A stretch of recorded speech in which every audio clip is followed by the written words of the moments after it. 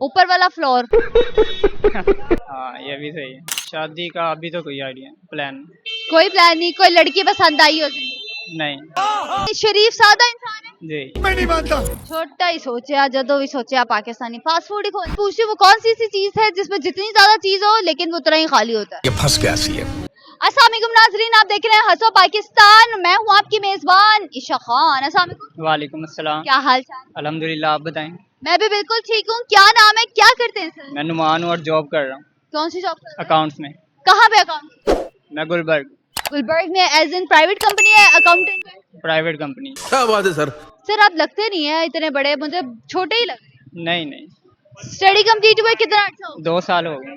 2 साल हो गए। शाबाश बेटा। चला, आगे इरादा क्या है? आगे स्टडी का ही इरादा है, कौन सी? MBA। एमबीए करना है। तो सर फिर एक सवाल पूछिए, वो कौन सी ऐसी चीज है जिसमें जितनी ज्यादा चीज हो लेकिन वो उतना ही खाली होता है? ये फंस गया सी है। इसे पार्टी की मीटिंग समझ। हिंट दे दें आप। बस। हिंट कुछ यूं है कि वो आपके पास है, आप उसको बहुत ज्यादा खर्च करते हो अकाउंट्स में। तू समझा? हाँ। वॉलेट। नहीं तू समझा नहीं। अबे जल्दी बोल, कल सुबह पनवेल। ऊपर वाला फ्लोर।